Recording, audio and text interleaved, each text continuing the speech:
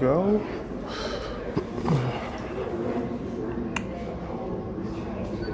All right, we're ready to go. All right.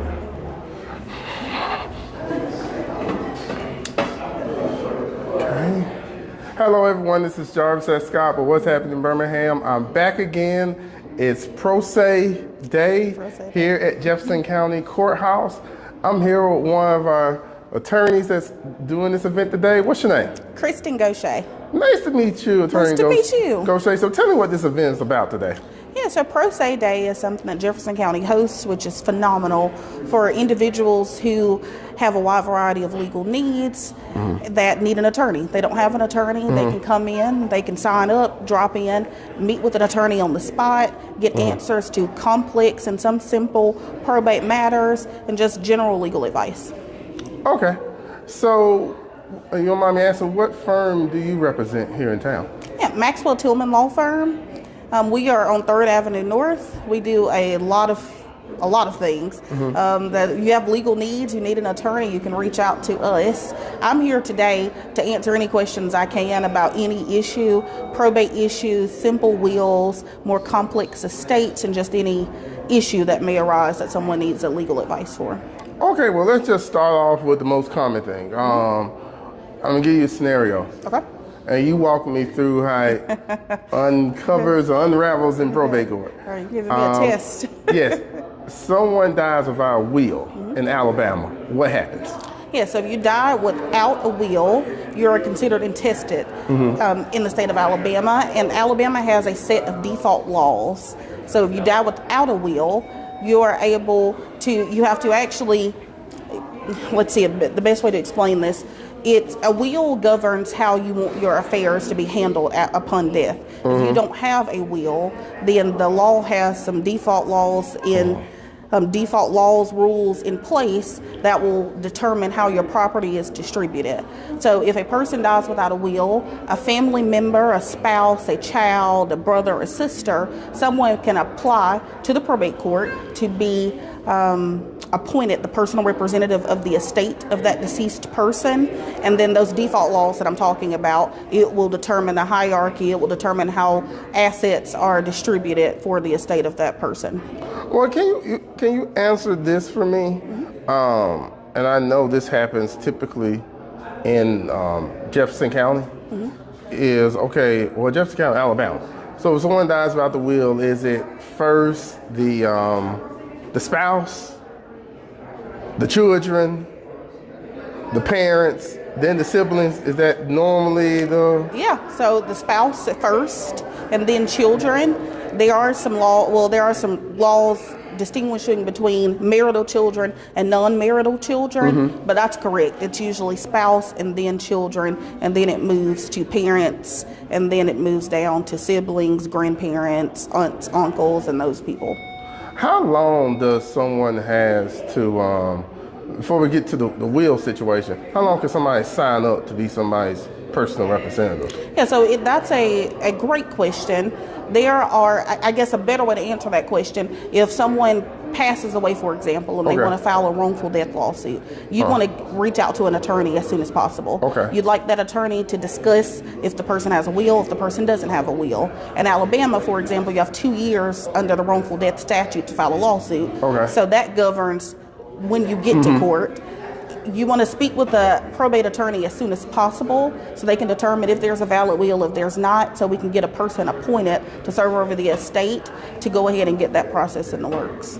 Okay, and I want to kind of go back for a moment because I know this typically happens when someone passes away.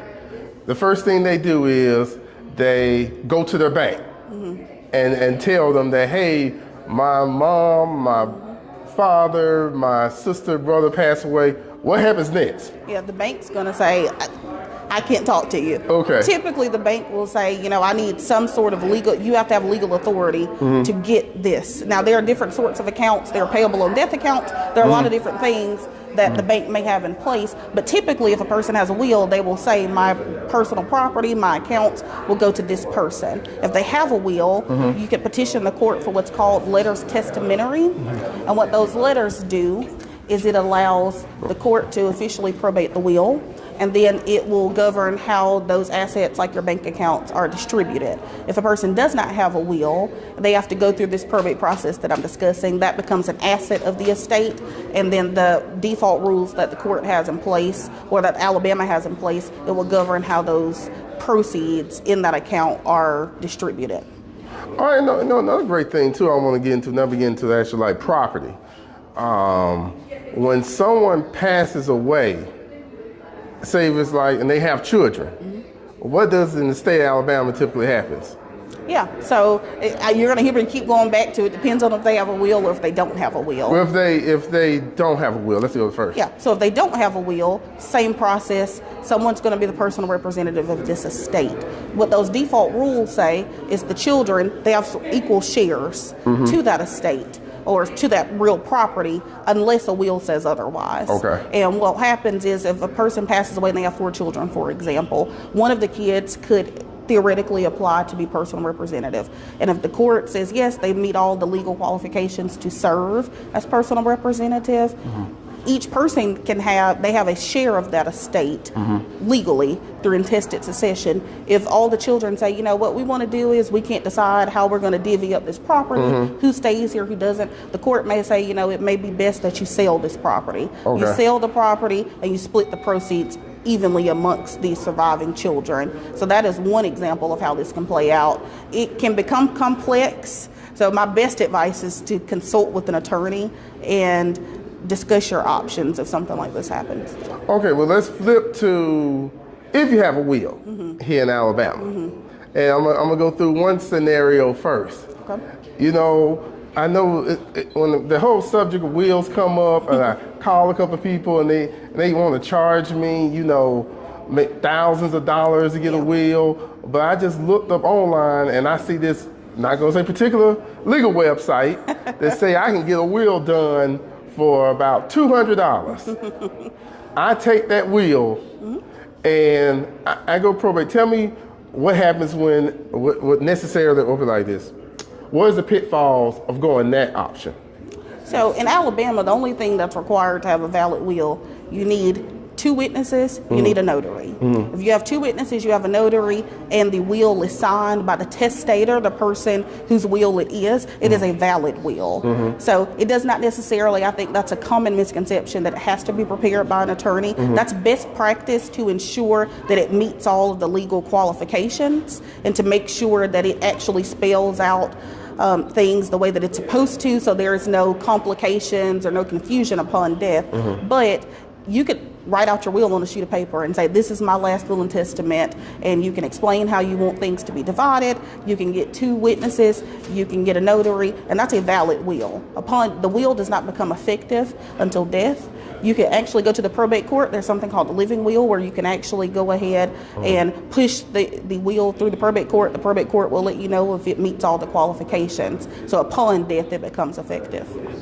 Oh, wow. I want to go back to what you said, if it meets the legal qualifications, because a lot of times when on those legal websites, they kind of make it like a one-size-fits-all type of thing. Yeah. But in every state, it's different. Yeah, so I can only speak about Alabama, but what you want to do is you want to make sure the important thing, you want to make sure it's signed, you want to make sure it's witnessed appropriately by 2 individuals, and you want to make sure that it's notarized. It then becomes valid. Those are the legal qualifications in Alabama. There are some other things that I like to see for best practice. If it's a multi-page will, I actually like a person to initial at the bottom of each page. And I like it to be at the bottom, page 1 of 3, page 2 of 3, page 3 of 3, to ensure that it's very clear that this is a complete will and there are multi-pages in this will. There are things that attorneys like to see, that's best practice, and the attorney knows the laws. They know how things can be divvied up. They know what I see when people draft their own wills. Sometimes there are conflicting instructions. Where you leave something to someone and then you leave a part of that to another person upon death. Those 2 people are not fighting because now we both are left the same property. How do you resolve that? Then you're still dragged into the probate court and there becomes a whole probate dispute. So my best advice, if you can afford it, is to contact an attorney, get a simple will drawn up, especially if you have a lot of assets. If your estate it is a large estate, it's not a very simple estate, I would especially go and speak with an attorney and weigh your options. Now, I'm going to go back to you saying in areas where a will can get thrown out. I guess I'm going to speak about it from a perception of a notary. Okay. What are some conditions I can spell out, but I'd rather for you, as your attorney, spell out that will can get thrown out, even if it's a notary present? Yeah, so first you want to make sure that a person has capacity, they understand what they're signing, and you want to make sure there's no undue influence where you hear the phrase gun to the head, where someone's forcing someone to sign something. There are instances where a person, upon death, even with a will, their family may challenge it and say, well, I don't think he or she was in their right state of mind to be able to sign a will that governs how their assets will be distributed. And I see that a lot, where people have reason to believe that even though it meets all of those qualifications, they have a reason to believe that there was undue influence, or that a person wasn't in the right state of mind to be able to effectuate the will, and then that still you may still wind up in probate court even with the will. Yeah, and the thing about that is that even on the notary side, you got to keep good records. Absolutely. Because that could be one thing they get thrown out and say, well, this person, where's the record of you signing it? Or the notary, Yeah, no, you're right. I have seen and experienced cases where we have to bring the witness and the notaries in, and we say, is this your signature? Do you recall signing this will? The witnesses, do you remember signing this will? Do you remember this person signing this will? For them to testify as to that person, what they believe that person to be competent, they say, yes, I remember that person signing her will 15 years ago or something like that. So it does come up. I think it's important. That's why it's important to have those three individuals that can testify at a later date about the validity of everything. Now, a lot of things I hear a lot, and people say, can you break down the difference between a will and a trust? Well, what's the difference when somebody say, I'm going to set up a trust instead of set up a will? So a trust is a lot more, it's strict. If you will. And what a will does is, if I leave my property to you, upon my death, you have my property, you can do what you want to do with it. So from the grave, I can't say you can't sell the house that I gave you. If it's in a trust and I say, yes, this is for my children, the benefit of my children, they may never be able to sell the home or sell the land. It's a lot more restrictive about what can happen, what can't happen, where a will just sort of designate what you have to an individual. It doesn't go beyond that a will can't say, well, you can't do anything with property that I left you, because at that point it becomes your property. A trust is just a lot more restrictive, and there are revocable trust, irrevocable trust, and that goes it gets a lot more complex. So if that is a question that you have where you'd like it to be more restrictive, if you say, I have property that's passed through generations, I don't want, if something happens to me, my children to sell that property or anything like that, I would absolutely recommend reaching out to an attorney to discuss different trust needs, and I would absolutely advise having an attorney for that process. And I'm glad you bring another topic I want to bring up is you hear a lot is PODs, payable upon death. Can you kind of talk about that somewhat? Yeah, so there are payable on death accounts, for example, that after a person passed. So I sort of, when you think of a life insurance policy, for example, that's payable on death. Those policies that is a contract. That's outside of the estate. It doesn't require the probate court to get involved, because a person during their lifetime has already designated their beneficiary. So if a person has a payable on death account, if a person has a life insurance policy or any policy of that nature, they can go ahead and designate the individual that they'd like to be the recipient of those proceeds upon their death. Yeah, and the reason why I kind of bring that up is that there's some steps that people can do to avoid the process. I wouldn't say in lieu, you still need a will, but just avoid just simple things as far as, like you said, going to the bank, payable upon death. I guess quit claim deeds and, what is it, survivorship? Yes. So you're getting into a lot of technicalities here. Okay. But there are different deeds, and you will hear me say these sort of issues become a lot more complex than just having a will. I would absolutely say consult an attorney to weigh your options there. But there are rights of survivorship. There are different things that says when I pass away, it automatically goes to this next person. And it does circumvent this sort of drawn out probate process. And a lot of people prefer that. To say, I don't want the court telling me or telling my family how my assets will be distributed, but if you don't have a will, that's exactly what will happen. Or if you don't have a trust or you don't have an estate plan that clearly designate how your assets will be distributed, the court will get involved, and the Alabama sort of default laws, they will become in play. And even if that's not your intent and your family's not happy, there's nothing they can do about it because you didn't have an estate plan. Well, I'm not trying to throw a quiz at you, but I know you've been how long have you been practicing? For 4 years. 4 years. 4 years, but 4 years can seem like an attorney so far. So 4 years can almost be like almost 10 years in a way. Typically, if it's a contested will, it could take some years. It could take a long time. Okay. It could take a very long time we have dealt with those at our office where stepmom and children, for example, or the kids, or grandparents, or just someone can say, I don't like this. I believe that this person was on their deathbed and they signed this will. Or I don't believe that's their valid signature. Or I don't believe that it was properly, that we think that this witness may have coerced this person to sign this will. There could just be a variety of reasons why a person would contest a will. They do take a long time. They do take a long time. It requires a lot of court. And if you find yourself having reason to believe that a will or a legal document is invalid, or if you find yourself in the middle of a probate dispute, I would recommend having an attorney to fight for you.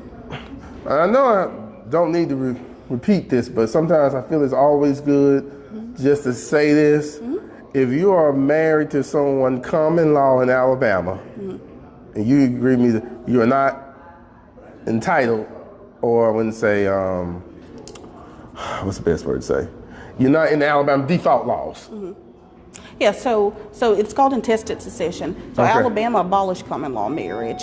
You want to be legally married. If you're legally married to a person, and your spouse dies without a will, those default laws come into play. If you are married with a will, your will governs how everything will be distributed. A person theoretically could be married and then will their property to someone else. That can happen. The only time that a spouse is guaranteed, unless a will says it, would be through those intestate succession laws. So I hope that answers your question. I don't know if it does fully. But if you are married to someone, typically a person has in their will, my wife or my husband will be left X, Y, and Z. I've seen scenarios where people put in their will that if anybody contests the will, they're not entitled. They're automatically thrown. I was like, man, ain't that like a, what they call that, poison pill? Yeah. Added to, Yeah. I have seen several of those clauses, and those usually are challenged in court as well. I'm like, wow, like who in the world? They don't want any fighting, any disputing. Yeah, like who in the world would just do that? That's just something. I think we got some questions real quick. Let me see. It's coming up on my screen real quick. I'm trying to see. What if two witnesses are deceased down the line? What happens? That's a great question. If they are deceased, that's going to complicate. If there's a will contest, that will complicate things even further because the people that witnessed the will can no longer testify as to what they saw. That will be depending on the judge. They will decide how that is resolved, that issue is resolved, but that is common. Now, one thing I guess, man, I like to take my experience into this is videotaping. The actual process before it happens or during the process. That way you can have it for record. For moments like those. Yeah, like here was, here's the two witnesses, here's their name, because we're not here forever, but video lives on forever. Absolutely. Yeah, I think that's a great idea if all the participants are willing to be recorded. But that is very important. That's a way to protect yourself if that were to happen. Yeah, so if they want to reach out to you directly, how can they find you? Yeah, so our office is on 3rd Avenue North. Our office number is 205-216-3304. My name is Kristen Gaucher. I am at Maxwell Tillman Law Firm, and you can find us on Google, on Facebook, and Instagram at Maxwell Tillman. And if you call in and you ask for Kristen, you can write us on social media. We are very active on social media, and I am happy to answer any questions that you have. What are the final thoughts you want to tell the people? We're still going to be here, everybody, till at least, I want to say... I believe it's 11:30. 11:30. Yeah, my best advice is to plan out your affairs before you die. It is a very hard conversation to have. Me, as a young person, it used to be an intimidating conversation. I don't want to talk about my death. You don't want to plan your parents' death. It is important to do so. If you don't, it creates division in your family. It creates a lot of hostility. It creates this long probate process that we're talking about that's drawn out for several years. Go ahead and have your affairs in order. Decide who you want to get, what you want them to get, and have a real conversation with your family. I would go ahead and get a will, get an attorney to prepare it. And like I said, if you cannot afford an attorney or you choose not to get an attorney, you want to make sure that will is properly signed, witnessed, and notarized. And I just say plan for the future. It's important to plan for the future. I have seen a lot of people on the back end. Probate disputes have torn families apart, and it's not worth it. And I always tell people this, not trying to discourage people from getting wills done online. Sometimes what costs you little will cost you more. Absolutely. Down the road if it's not done correctly. That's a good quote. I will be using that. So that in mind, people. Thank you all for watching. Please check out what'shappenedbirmingham.com for more interviews. Don't forget to subscribe to my YouTube channel. Check me out on TikTok. I'm probably gonna have some reels from this, TikToks from this. Hopefully they go viral a little bit at What's Happening Birmingham, and audio version of this on Apple Podcasts. Thank you all again. Thank you, Attorney Gaucher. Absolutely. Thank you, Judge Yeshiva Blanchard, the probate court judge, for providing this free service to the citizens of Jefferson County. Thank you all again. Have a great day. Bye-bye. Bye, Birmingham.